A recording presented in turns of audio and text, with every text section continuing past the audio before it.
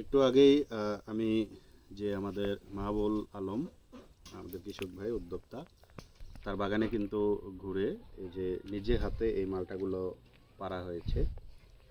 মালটাগুলোর কিন্তু কালার একটু করে চলে আসছে। এটা হচ্ছে আপনার বাড়ি মালটা এক, অনেকে পয়সা মালটা বলে জানে।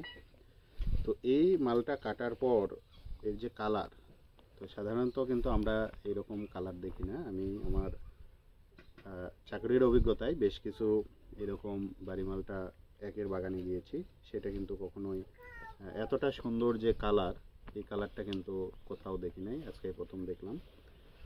এবং আমি আমাদের কৃষক ভাইয়ের সাথে কথা বলেছি, তিনি কিন্তু বারবার যেটা বলেছে, এখানে বিভিন্ন ধরনের ম্যানেজমেন্ট প্র্যাকটিস, এই ম্যানেজমেন্ট প্র্যাকটিস এবং নিয়মিত পরিদর্শন করা এবং অপেক্ষা করা যে কখন মালটা আসলে পরিপক্ক হবে, সেইটার কারণেই কিন্তু আজ এইরকম অবস্থা দেখছি।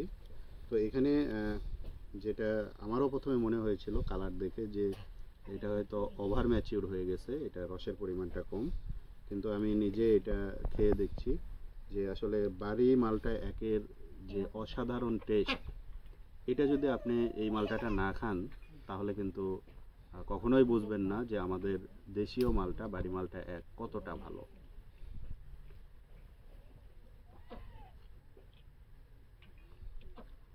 রসের পরিমাণটা রসের পরিমাণটা অনেক বেশি এবং রসটা কিন্তু আমি বলবো যথেষ্ট মিষ্টি। বাহিরের মালটা যা খাই তার চেয়ে কিন্তু অনেক টেস্টি রস।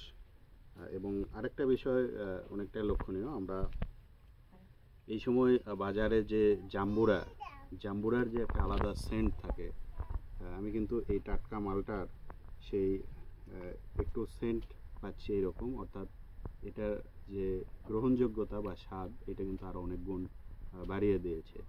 তো আপনারা যারা মালটা কিনবেন তাদেরকে বলবো যে মালটা কেনার সময় এটার যে ম্যাচুরিটি লক্ষণ, অর্থাৎ মালটার নিচের দিকে যে পয়সা দাগ, এইটা দেখে কিনবেন। আর দেখবেন যদি একটু কালার আসে তাহলে কিন্তু সেটার টেস্ট আরও অনেক বেশি হবে।